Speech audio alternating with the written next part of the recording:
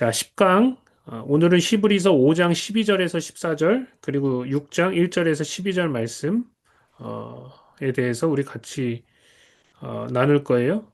어, 그리스도의 도의 초보라는 주제를 가지고 우리 같이 말씀을 나누겠습니다.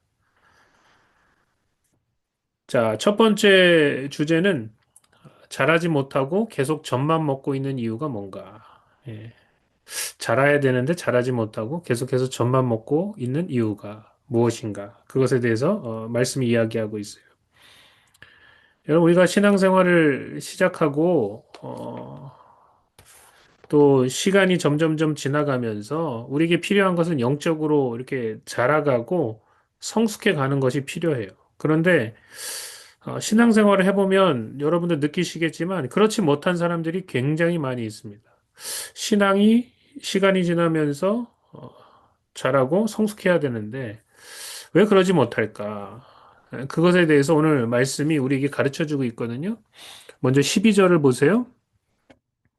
12절에 보면 이렇게 이야기하고 있습니다. 우리 한번 같이 한번 읽어볼까요? 시작.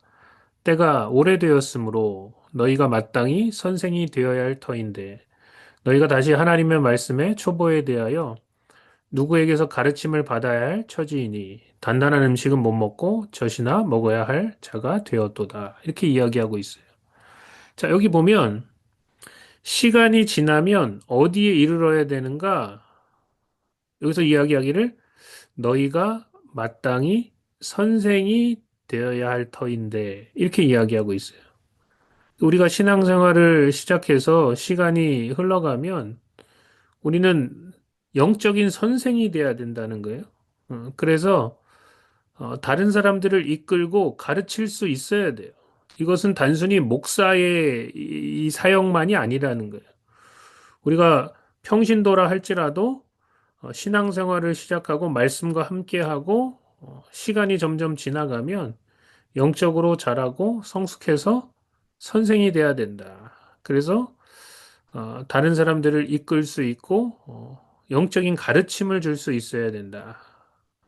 그런데 여기 보니까 너희가 선생이 되어야 하는데도 불구하고 그러지 못하고 여전히 가르침을 받고 젖이나 먹는 상태에 머물러 있다면 이거는 문제가 심각한 것이다. 그렇게 우리에게 이야기하는 거예요. 그렇구나. 왜 이렇게 되었을까? 신앙의 연수는 쌓여가고 하나님 말씀은 열심히 듣는데 왜 이렇게 되었을까? 그것에 대해서 오늘 말씀이 에, 굉장히 중요한 두 가지를 가르치고 있어요. 자, 첫 번째, 왜 이렇게 되었냐? 하나님의 말씀의 초보에 대해서 제대로 깨우치지 못했기 때문이다. 자, 첫 번째 뭐라고요?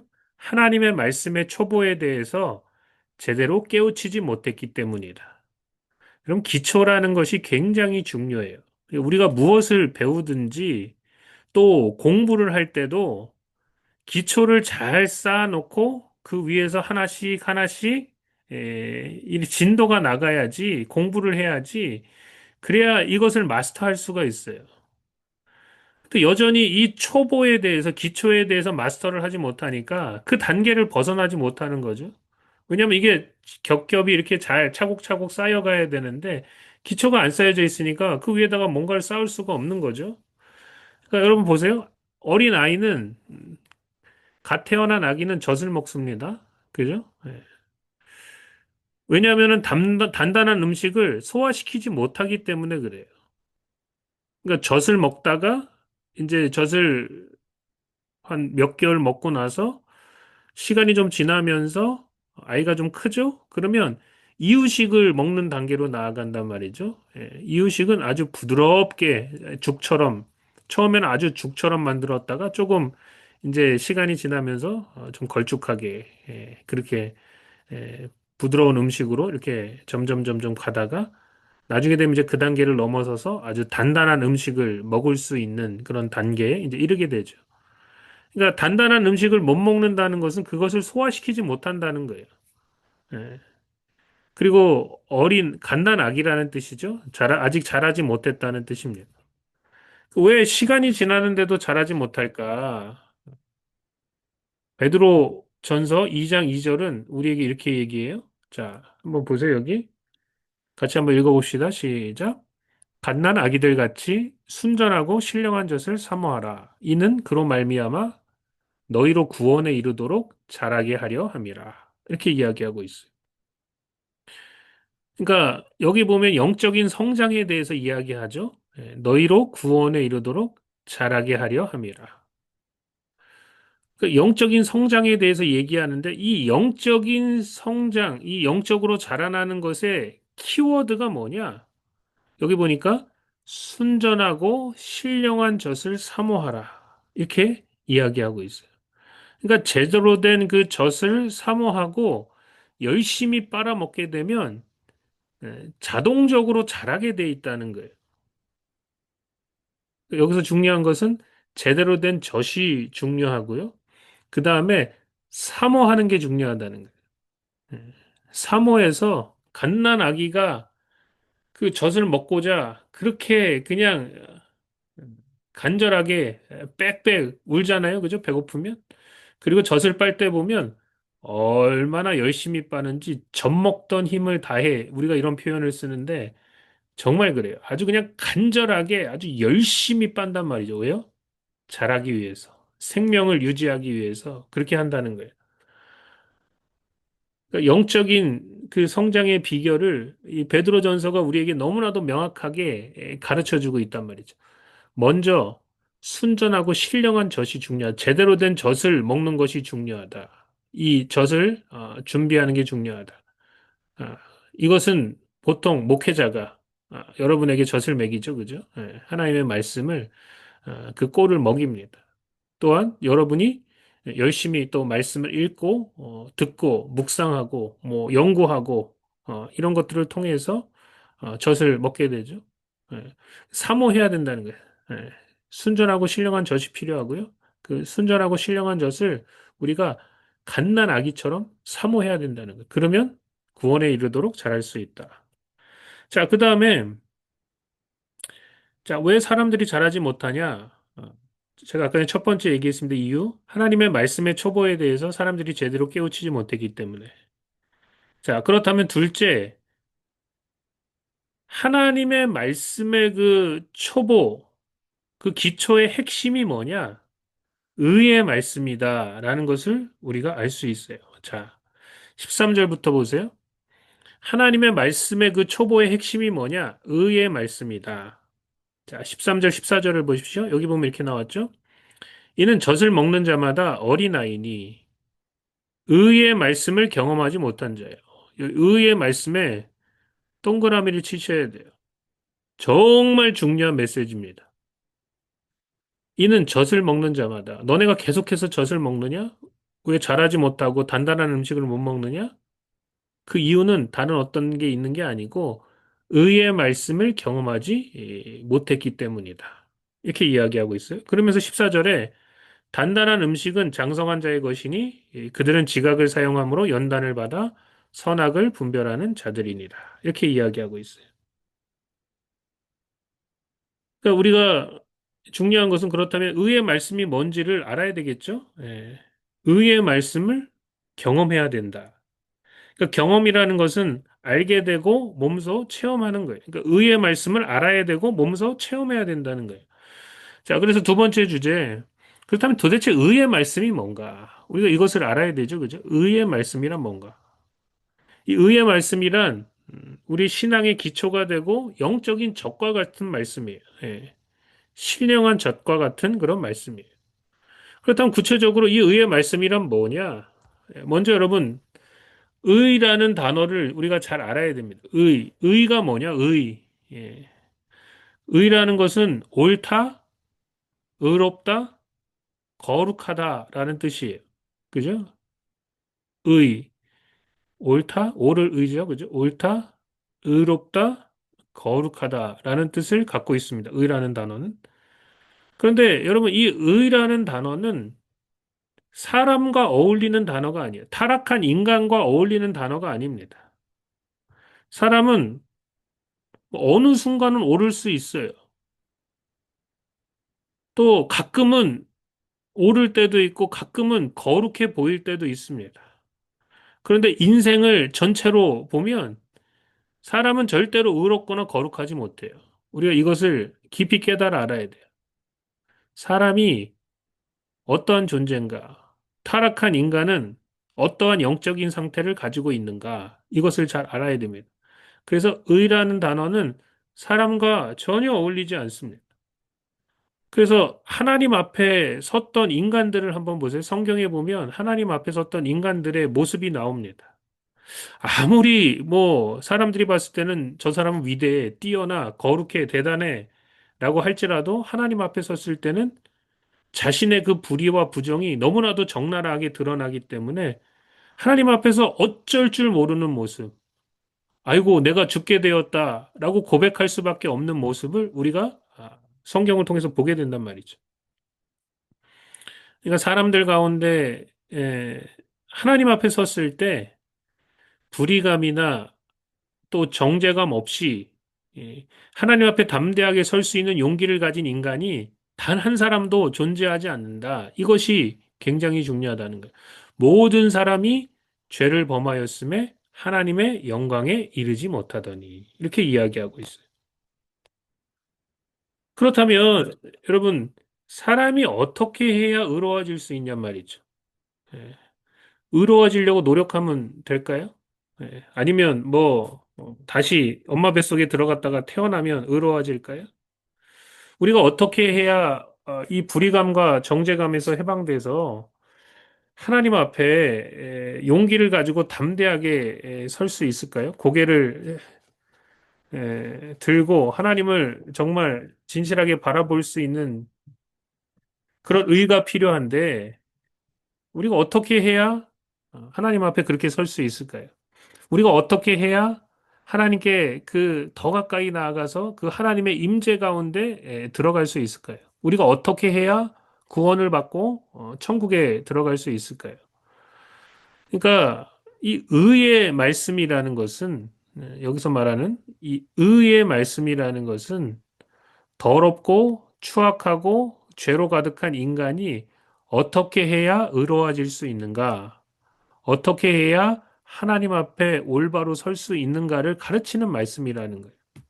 그래서 사도 바울은 의의 말씀, 즉 그리스도의 도의 초보를 가르치고 있다는 거예요. 이 굉장히 중요한 말씀이죠. 자, 그럼 보세요. 자, 우리 6장 1절. 그러므로 여기 나와 있죠. 6장 1절부터 3절까지 한번 보시면 여기 보면 이렇게 나와 있어요. 그러므로 우리가 그리스도의 도의 초보를 버리고 죽은 행실을 회개함과 하나님께 대한 신앙과 세례들과 안수와 죽은 자의 부활과 영원한 심판에 관한 교훈의 터를 다시 닦지 말고 완전한 대로 나아갈지니라. 하나님께서 허락하시면 우리가 이것을 하리라. 이렇게 이야기하고 있어요. 자, 여기 보니까 그리스도의 도의 초보에 대한 이야기를 지금 여기서 하고 있죠? 근데 이 그리스도의 도의 이 초보를 버리면 안 된다는 거예요. 이 터를 잘 세우고 이 기초를 잘 세워서 그 위에서 완전한 대로 나아가라라고 그렇게 이야기하고 있다는 거죠. 그죠? 그러면 이 그리스도의 도의 초보가 뭐냐? 이걸 버리면 안 되는데 여기 보면 이렇게 나왔죠. 첫 번째, 그리스도의 도의 초보는 죽은 행실을 회개하는 것이다. 죽은 행실을 회개함. 이것이 그리스도의 도의 초보의 첫 번째라는 거예요. 회개가 첫 번째고 회개가 모든 것의 시작이라는 거죠. 그러니까 우리는 인간은 의로워지려면 하나님 앞에서 죽은 행실로부터 떠나야 돼요. 회개해야 돼요. 돌이켜야 돼요. 그래서 예수님이 또 뭐 세례 요한이 그리고 제자들이 했던 메시지가 다른 게 아닙니다. 회개하라, 천국이 가까웠느니라. 회개하고 복음을 믿어라. 이게 핵심 메시지란 말이죠. 그러니까 제일 처음 기독교 신앙을 가지기 시작했을 때 가장 중요한 게 바로 회개라는 거예요. 예. 진정으로 회개하고 돌이켜서 뭘 가져야 되냐? 두 번째, 하나님께 대한 신앙을 가져라. 하나님 없이 살고 경건하지 못하게 살았던 삶에서 하나님을 찾고 하나님을 의지하고 우리의 믿음과 소망을 하나님께 두어야 된단 말이죠. 이게 중요하다는 거예요. 자, 회개해야 되고 하나님께 대한 신앙을 가져야 된다. 그 다음에 세 번째, 세례들 이렇게 이야기하고 있어요. 세례들. 그러니까 이 세례는 단수가 아니고 한 가지 종류가 아니고 두 가지 이상이 된다는 거죠. 그죠? 두 가지나 뭐 들이니까 복수니까 적어도 두 가지가 된다는 거예요. 그러니까 여러분 우리가 먼저 물 세례가 필요하죠. 그죠? 예, 믿고 세례를 받는 그 물 세례가 필요해요. 그래서 이 물 세례는 물은 씻는 의미를 갖고 있으니까 깨끗하게 죄를 씻고 정결하게 한다는 의미를 가지고 있고 또 이 물 세례는 예수님과 하나 된다는 연합한다는 내가 예수님께 들어가고 예수님이 내 안에 들어오셔서 그분과 하나 되어서 그분의 의가 내 의가 되고 그분의 구원이 내 구원이 되고 그죠? 그분의 자격이 내 자격이 되고 예. 그분의 자리가 내 자리가 되는 그런 놀라운 축복을 얻게 됐죠. 그게 세례의 의미라는 거예요. 예수님과 함께 내가 죽고 내 옛사람은 예수님과 함께 죽고 내가 이제 예수님과 함께 새 사람이 되었다. 다시 살았다라는 것을 이 세례가 의미한다는 거죠. 그게 물세례의 의미라는 거예요. 그것이 우리가 예수님과 연합해서 예수를 처음 믿게 되고 그분을 우리 마음속에 영접했을 때 일어나는 일들이란 말이죠. 또한 어떤 세례가 또 있냐? 불세례가 있다는 거예요. 불세례. 이것은 성령 세례를 말합니다. 예수님은 우리에게 물로 세례를 주실 뿐만 아니고 불로 세례를 주신다. 그렇게 이야기하고 있죠. 예수님은 우리에게 불 세례를 주시는 분이에요. 성령 세례가 우리 가운데 필요하다는 거예요. 이것은 능력과 은사를 상징합니다. 오직 성령이 너희에게 임하시면 너희가 권능을 받고 예루살렘과 온 유다와 유대와 사마리아와 땅끝까지 이르러 내 증인이 되리라. 그죠? 그래서 이 성령의 능력, 그리고 성령의 충만과 흘러 넘침의 역사를 이 불세례가 우리 가운데 가져오게 된다는 거죠. 그러니까 물세례뿐만 아니고 예수님께서 불로, 능력으로, 은사로 우리에게 세례 주시는 성령의 그 충만함에 흘러 넘치는 역사가 우리 가운데 있어야 된다. 이게 그리스도의 도의 초보다. 이렇게 이야기하고 있어요. 또 하나, 여기 보니까 또 안수에 대한 이야기를 하고 있습니다. 여러분, 우리가 언제 안수하죠? 음, 생각해 보세요. 언제 우리가 안수를 하는가? 자, 첫 번째는 병 고침을 위해서 안수를 합니다. 그죠? 우리가 요즘에 주일마다 말씀을 나누고 있는데, 어, 믿는 자들이 이런 표적이 따르리니 저희가 내 이름으로 귀신을 쫓아내며 새 방언을 말하며 뱀을 집어 올리며 무슨 독을 마실지라도 해를 받지 아니하며 병든 자에게 손을 얹은즉 나으리라. 그죠? 병든 자에게 손을 얹어서 병 고침을 위해 기도할 때 그때 하나님께서 역사하신다는 거죠. 그게 안수하는 첫 번째 목적이에요. 병 고침을 위해서. 두 번째, 왜 언제 또 안수하냐? 능력을 전이시키기 위해서 안수합니다. 어떤 사람의 가지고 있는 그 능력, 영적인 능력, 영적인 그 은사가 전이 돼요. 그래서 그 능력을 전이시키기 위해서 우리가 안수하죠. 그죠? 또 어떨 때 우리가 안수하냐? 특별한 부르심을 위해서 영적인 기름을 부을 때 안수합니다. 그죠? 뭐 목사 안수식이 있죠. 그죠? 목사를 안수해서 어, 목사로 이렇게 세우는 그 사도 바울이 안디옥 교회에서 하나님께서 하나님을 섬기며 금식하라 했을 때 그렇게 했죠. 그랬더니 바나바와 사울을 따로 세워서 파송하라 그렇게 말씀하셔서 사람들이 기도하고 또 금식하면서 바나바와 바울에게 안수해서 보내는 그런 장면이 나옵니다. 그러니까 특별한 부르심을 위해서 영적인 기름을 붓는다는 의미를 가지고 있다는 거예요. 안수는 세 가지를 위해서 한다 그랬죠. 병고침, 능력의 전이, 특별한 부르심을 위한 기름 부음. 이것을 위해서 안수한다. 이게 다 기본적으로 그리스도의 도에 초월하는 거예요. 굉장히 중요한 교회의 핵심이라는 거죠. 그죠? 그 다음에 여기 보니까 또 죽은 자의 부활 이렇게 이야기하고 있어요. 여러분 부활이라는 이 메시지가 굉장히 중요합니다. 예, 정말 중요해요. 십자가와 더불어 이 부활의 메시지가 너무나 중요해요. 만약에 예수님이 부활하지 않으셨다면 우리도 부활할 수 없고 이 기독교 신앙도 이것이 능력이 없고 가짜가 되는 거죠. 주님이 부활하셨기 때문에 우리도 부활할 수 있게 되는 거죠. 그래서 사도 바울이 왜 핍박을 받았냐? 결국은 다른 것 때문이 아니에요. 예수님의 부활을 전하다가 핍박을 받았어요. 그죠? 사도 바울이 뭐라 그래요? 내가 그리스도의 십자가와 또 부활을 전한다. 특별히 이 부활을 전하다가 핍박을 많이 받았어요. 이 부활이라는 것은 구원의 완성이죠. 자, 우리가 먼저 우리의 심령이, 우리의 이 영이 거듭났어요. 새 사람이 되었어요. 그러나 아직 우리의 이 껍데기 육체는 뭐 구원을 받은 게 아니에요. 여전히 세상과 버타고 싶고 정욕을 추구하고 싶고 자기 멋대로 살아가고 싶은 게 우리의 이 육신 껍데기란 말이죠. 이 육신, 이 껍데기가 언제 구원받느냐? 마지막 날 죽은 자의 부활이 있을 때 이 육신을 우리가 벗어버리고 새 몸을 입게 된다. 그래서 이 말씀이 굉장히 중요한 말씀이고 또 우리가 구원을 이루어 나아가는 것이 굉장히 중요함을 우리가 깨닫게 되죠. 그렇기 때문에 우리가 부활을 소망하면서 그것을 간절하게 기다려야 한다는 거죠. 그죠? 그 다음에 여기 보니까 영원한 심판에 대한 이야기를 하고 있어요. 그죠?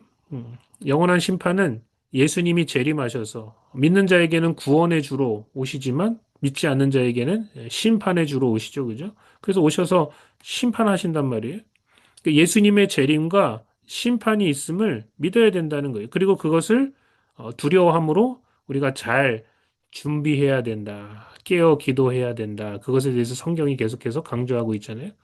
그러니까 이런 것들이 바로 그리스도의 도의 초보라는 거예요. 이걸 버리면 안 되고 이 교훈의 털을 또 다시 닦아서도 안 되고 이것을 잘 세팅한 상태에서 잘 믿음으로 그 위에서 완전한 대로 나아가라. 이렇게 이야기하고 있어요. 다시 한번 보세요. 자, 1절부터 다시 한번 보세요. 그러므로 우리가 그리스도의 도의 초보를 버리고 죽은 행실을 회개함과 하나님께 대한 신앙과 세례들과 안수와 죽은 자의 부활과 영원한 심판에 대한 교훈을 다시 닦지 말고 버리고 다시 닦지 말라는 거예요. 그러니까 버리지 말고 다시 닦지 말라는 거예요. 이것이 기초기 때문에 이것을 토대로 완전한 대로 우리가 나아가야 된다. 그러면서 3절에 뭐라 그러냐면 하나님께서 허락하시면 우리가 이것을 하리라. 이렇게 이야기하고 있어요. 그러니까 하나님께서 허락하시면 우리가 기초를 튼튼히 하고 완전한 대로 나아가는 사역을 하게 될 것이다. 이렇게 이야기하고 있는 거죠. 그죠? 우리도 이 사역을 해야 된단 말이에요. 예. 회개하게 만드는 사역. 하나님을 찾고 그분을 의지하고 믿음을 그분에게 두는 사역. 물세례와 성령 세례의 사역. 안수하고 병을 고치기 위해서 능력을 전이시키기 위해서 또 사람들을 기름 부어서 특별한 사역을 위해서 세우기 위해서 또 죽은 자의 부활을 믿고 그것을 소망하고 그다음에 다시 오실 예수님 그리고 영원한 심판에 대해서 이것을 우리가 기초로 삼고 이것을 튼튼히 하고 거기서 우리의 신앙을 이렇게 세워 나가는 것이 너무나도 중요하다. 이렇게 이야기하고 있어요. 자, 그다음에 보세요. 이제 세 번째 주제는 지옥 가는 그리스도인들입니다. 이 주제는 굉장히 많은 사람들이 이 뭐라 그래요? 이게 이슈를 삼으면서 굉장히 큰 반론이 있어요. 근데 여러분 우리는 뭐 신학적으로 믿는 게 아니고요. 어떤 뭐 교단의 신학으로 믿는 게 아니고 제가 늘 강조하죠. 우리가 감리교인이지만 감리교 신학 가지고 믿는 게 아니에요. 또 뭐 어떤 분들은 뭐 장로교인이 돼서 장로교 신학 가지고 믿는 게 아니에요. 침례교도 마찬가지죠. 침례교에서 침례교 신학을 가지고 믿는 게 아니에요. 우리는 성경을 가지고 믿는 사람들이에요. 성경이 뭐라 하냐 이게 중요하죠. 성경에서 그리스도인들도 지옥 갈 수 있다 이야기하면 그것을 믿어야지. 아, 우리는 그래도 그런 신학은 안 가지고 있어. 우리는 그런 신학이 아니야. 이렇게 얘기해서는 안 된다는 거예요. 예. 그래서 오늘 굉장히 중요한 메시지를 지금 여기서 하고 있는데, 여러분 한번 보세요. 4절부터 6절. 먼저 한번 천천히 한번 우리가 읽어보겠습니다. 시작. 한 번 빛을 받고 하늘의 은사를 맛보고 성령에 참여한 바 되고 하나님의 선한 말씀과 내세의 능력을 맛보고도 타락한 자들은 다시 새롭게 하여 회개할 수 없나니 이는 그들이 하나님의 아들을 다시 십자가에 못 박아 드러내놓고 욕되게 함이라. 이렇게 이야기하고 있어요. 자, 그러면 여기 보면 먼저 한 번 빛을 받고 이렇게 이야기하고 있습니다. 그죠? 빛을 받았다. 이게 뭐냐? 여러분, 참된 빛은 누구밖에 없으세요? 예수님밖에 없으시죠? 한 번 빛을 받고 이 말은 뭐예요? 예수님을 받아들였다. 영접했다. 이런 뜻을 가지고 있어요. 아, 예수님을 믿고 영접한 자들. 그 다음에 여기 두 번째 보니까 뭐라 그랬냐? 하늘의 은사를 맛보고 이랬어요. 은사라는 단어는 카리스마라는 어원에서 왔어요.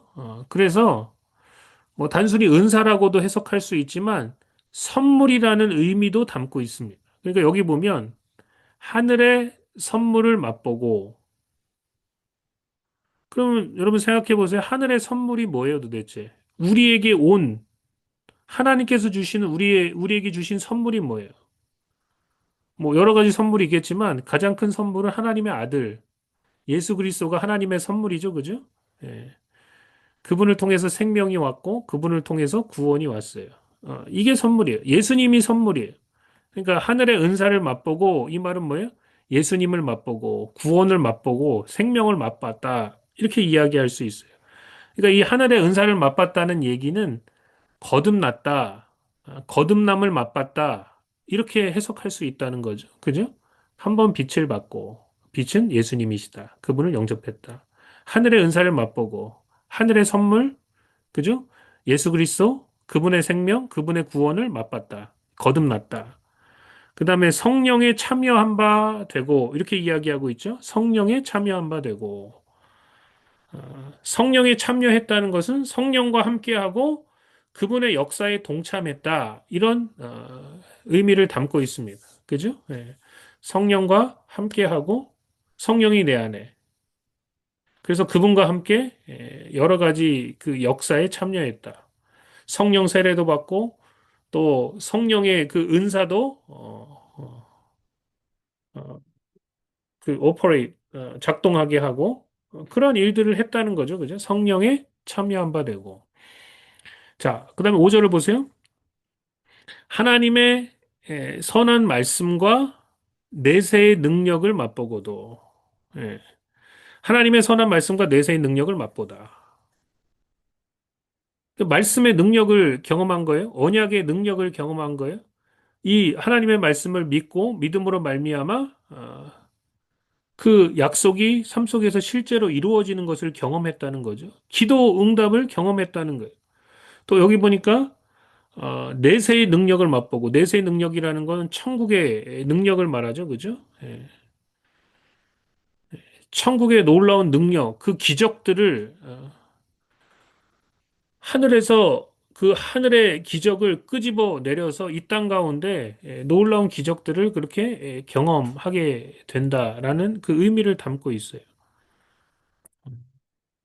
그런데 여러분 한번 생각해 보세요. 이러한 신앙의 경험이 있는 자들이 타락할 수 있는가? 하나님을 떠날 수 있는가? 빛도 받고, 하늘의 은사도 맛보고, 성령에 참여한 바 되고, 하나님의 그 선한 말씀과 내세의 능력을 맛본 사람이 하나님을 떠나고 타락할 수 있는가? 성경은 뭐라고 얘기하냐? 신학을 얘기하는 게 아닙니다. 한 번 구원은 영원한 구원이라는 그 이단 사상을 얘기하는 게 아니에요. 성경이 지금 여기서 뭐라고 얘기하냐? 그럼에도 불구하고 사람이 타락할 수 있다. 그리스도를 떠날 수 있다. 이렇게 얘기하는 거예요. 그러니까 그리스도인들도 지옥에 갈 수 있다라는 것을 지금 이 사도 바울이 히브리서 말씀을 통해서 우리에게 이야기하고 있다는 거죠. 그러니까 문제는 뭐냐?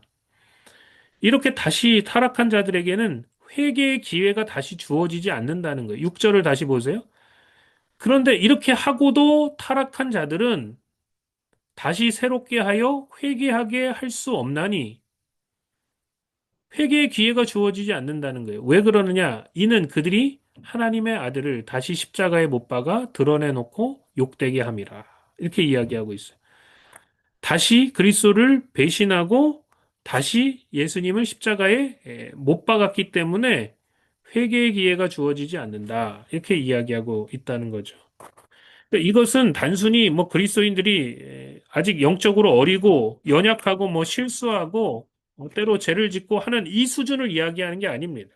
여기서 말하는 이 수준은 뭐냐?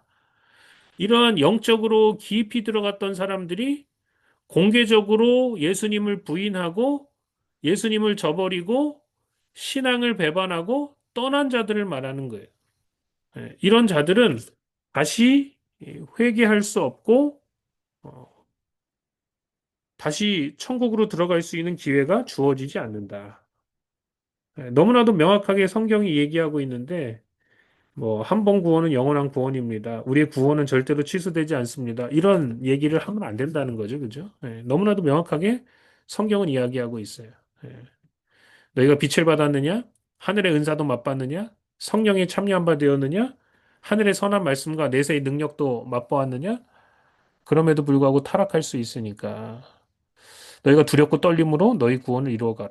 사도 바울이 얘기하는 그 메시지 아주 정확하게 일치하죠. 그죠? 그러면 이런 일들이 발생하는 이유가 뭔가? 왜 이런 일이 발생하는가? 갑자기 여기서 조금 이 논조가 갑자기 확 바뀌면서 지금 열매에 대한 이야기를 해요. 땅이 채소를 내면 하나님께 복을 받고 가시와 엉겅퀴를 내면 버림을 받는다. 그 여기서 말하려고 하는 게 뭐냐면 열매가 중요하다는 거예요. 열매가 중요하다. 자, 7절, 8절을 한번 보세요. 한번 같이 한번 읽어보겠습니다. 시작. 땅이 그 위에 자주 내리는 비를 흡수하여 밭을 가는 자들이 쓰기에 합당한 채소를 내면 하나님께 복을 받고 만일 가시와 엉겅퀴를 내면 버림을 당하고 저주함에 가까워 그 마지막은 불사름이 되리라. 이렇게 이야기하고 있어요. 그러니까 지금 여기서 보면 열매가 너무나도 확연하게 갈리죠? 어떤 이는 하나님께서 기뻐하시는 열매, 합당한 채소를 내는 반면에 어떤 이들은 가시와 엉겅퀴를 낸다. 이것은 하나님 앞에 전혀 쓸모가 없을 뿐만 아니고 하나님께서 진노하시게 만드는 열매라는 거예요. 그래서 그 마지막은 다 아, 모아가지고 불살라 버린다. 지금 그 얘기를 하고 있는 거죠.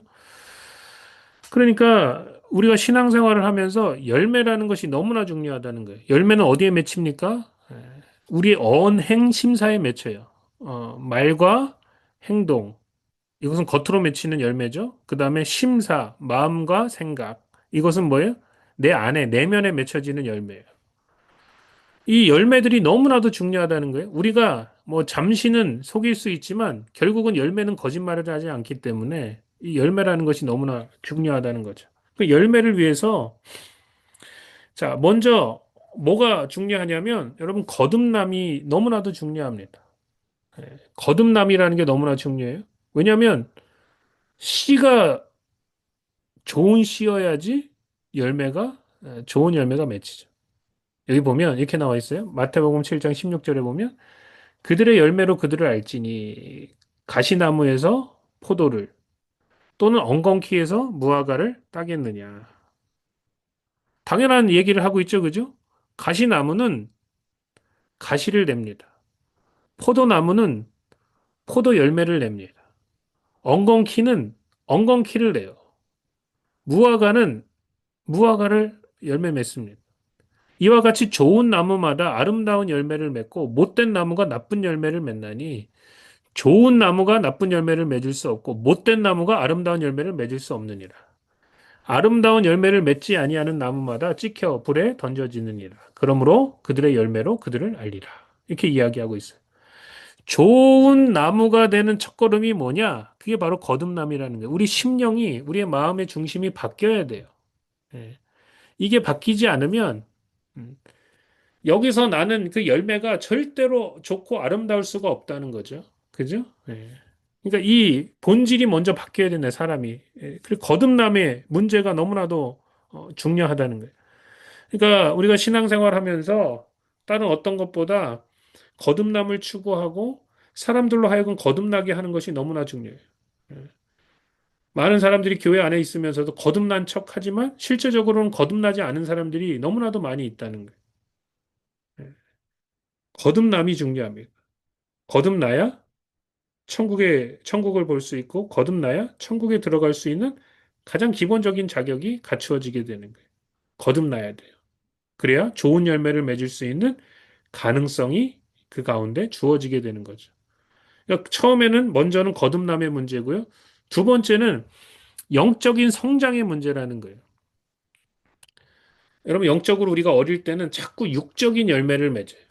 왜냐하면 육이 강하기 때문에. 그러나 영적으로 성장하게 되면 영적인 열매를 맺어간단 말이죠.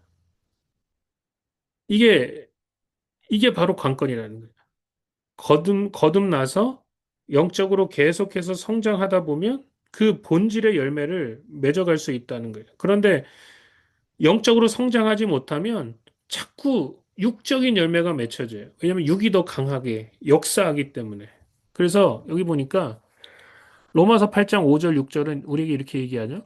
육신을 따르는 자는 육신의 일을, 영을 따르는 자는 영의 일을 생각하나니 육신의 생각은 사망이요 영의 생각은 생명과 평안이니라.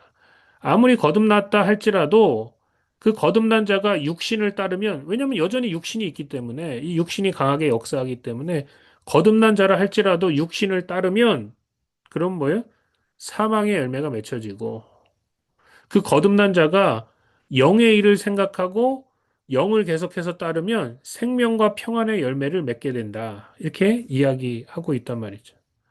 그러니까 좋은 열매를 맺는 관건은 첫 번째, 거듭나야 하고, 거듭남으로 끝날 것이 아니고, 영적으로 성장해야, 그래야 우리 가운데 영적인 열매가 맺혀지기 시작한다. 그러니까 여러분, 중요한 것은 지금 내가 뭘 생각하고, 지금 내가 뭘 추구하고, 지금 내가 무엇을 심는가가 너무나도 중요하다는 거예요. 육적인 것을 계속해서 심고 육적인 것을 계속해서 추구하면 육적인 열매를 맺어요. 사망을 맺어요. 그러나 영적인 것을 심고 내가 지금 영적인 것을 추구하면 영적인 열매가 맺혀지게 되어 있다. 너무나도 중요한 이야기를 하고 있는 거죠. 그리스도인들이 왜 타락하고 왜 그리스도인들이 거듭났다고 하는데도 지옥에 가는가? 그것에 대한 이유를 너무나 명확하게 이야기하고 있어요. 첫 번째는 그리스도인이라고 하는데 말로만 그리스도인, 거듭나지 않은 사람이었을 가능성이 높고, 그가 만약에 거듭났다면 무엇이 문제냐? 거듭났음에도 불구하고 영적인 길로 걸어가지 않고 육신을 따라서 세상을 사랑하고 여전히 세상에 속한 것들 가운데 머물러 있고 정욕을 추구하게 되면 영적인 길에 있어서 구원에 있어서 문제가 발생할 수밖에 없다. 그것을 우리에게 이야기하고 있습니다. 자, 그러면 마지막으로 더 좋은 생명과 구원의 열매에 대해서 우리 마지막으로 마지막 주제로 말씀을 나누겠습니다. 자, 9절하고 10절 우리 한번 같이 천천히 읽어볼까요? 시작. 사랑하는 자들아, 우리가 이같이 말하나 너희에게는 이보다 더 좋은 것, 곧 구원에 속한 것이 있음을 확신하노라. 하나님은 불의하지 아니하사 너희 행위와 그의 이름을 위하여 나타낸 사랑으로 이미 성도를 섬긴 것과 이제도 섬기고 있는 것을 잊어버리지 아니하시느니라. 이렇게 이야기하고 있어요. 우리가 맺을 열매는 여러분 영적인 그 생명과 구원의 열매예요. 예수님께서 우리에게 그 영적인 생명을 주셨기 때문에 우리가 이 생명을 가지고 영적으로 성장하고 영적인 길로 걸어갈 수 있는 그 토대와 그 자양분이 갖추어져 있는 거예요. 예. 또한 예수님은 우리에게 구원이라는 선물을 허락해 주셨어요. 그렇기 때문에 이 구원을 두렵고 떨림으로 이루어서 결국은 저 천국에 이제 골인하는 것이 우리에게서 너무나 중요하죠. 이 열매가 우리의 내면에 먼저 맺혀져요. 거듭남으로 맺혀지고 이 안에서 역사하고 또 자라요. 또 그러한 것들이 생명력을 가지고 우리의 삶을 변화시켜 나아가는데 우리 겉모습에 이제 열매가 맺혀져 간다는 거죠. 내 안에 생명이 있음이 겉으로 드러나게 되는 거예요. 내 안에 예수님이 있음이 겉으로 드러나는 거예요. 성령께서 나와 함께 하시고 역사함이 이게 내면에서뿐만 아니고 겉으로도 이제 열매가 맺혀지게 된다는 거죠. 여러분 행위가 왜 중요하냐? 다른 것 때문에 중요한 게 아니에요. 뭐 행해야 구원받는다 그 얘기를 하는 게 아니고 행위가 열매기 때문에 내가 거듭났음을 또 내가 예수님과 함께함이 그 행위를 통해서 드러날 수밖에 없어요. 그렇기 때문에 이 행위가 열매기 때문에 중요하다는 거예요. 이 영적인 열매는 우리의 마음과 생각에도 맺혀지지만 또한 우리의 언어와 행동에도 맺혀진다. 이 중요한 진리를 우리가 알 수 있죠, 그죠? 오늘 새벽에 제가 그런 말씀을 같이 나눴는데, 사람의 언어가 오늘 새벽인가요? 어제 새벽인가요? 뭐 헷갈리긴 하지만, 어쨌든, 언어가 참 중요하다. 우리는 때로는 생각할 때 행동이 중요하다고 생각하는데, 행동보다 10배, 100배, 1000배 더 언어가 중요하다.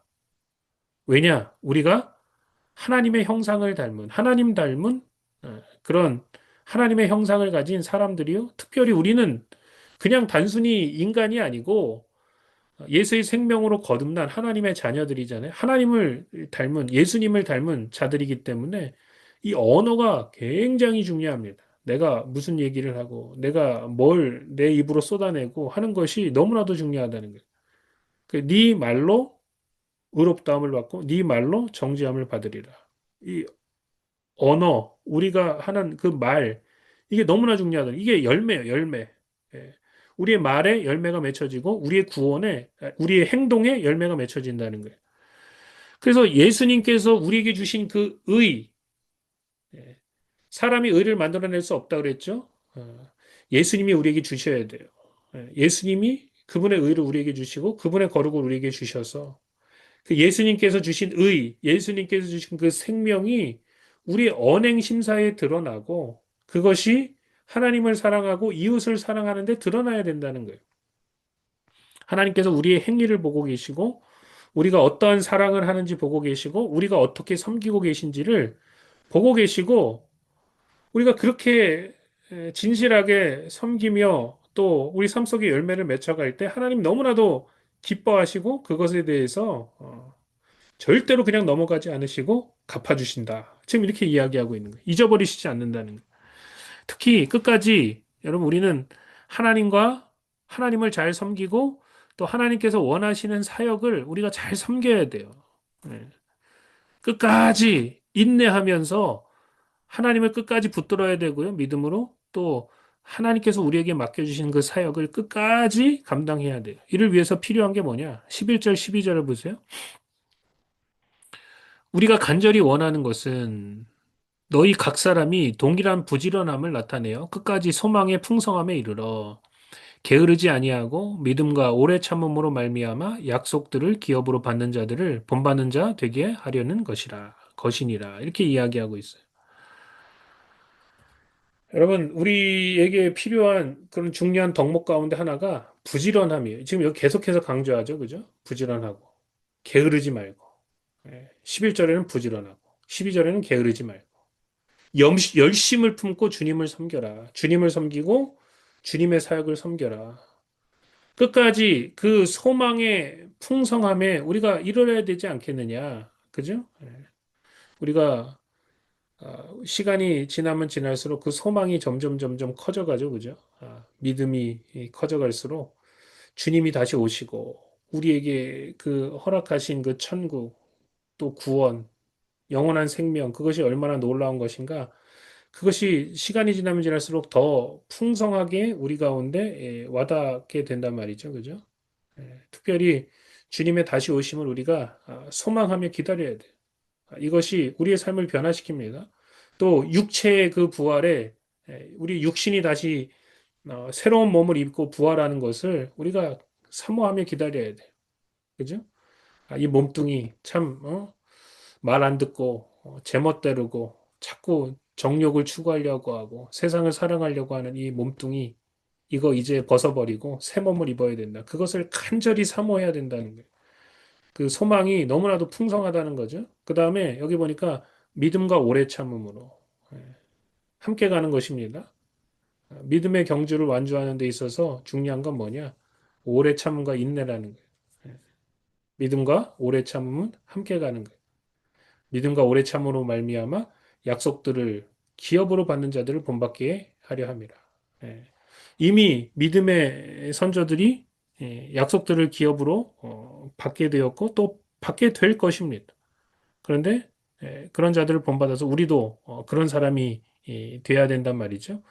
더 좋은 생명, 더 좋은 구원의 열매, 그것을 사모하고 우리 삶 속에서 하나님을 기쁘시게 하며 계속해서 이 영적인 길을 걸어 나아가게 될 때 하나님께서 영광을 받으시고 또 우리에게 한량없는 그 축복으로 그렇게 부어주시게 될 줄로 믿습니다. 자, 오늘 말씀, 히브리서 말씀 굉장히 중요한 말씀들을 나눴는데 오늘 여기서 마치도록 하고요.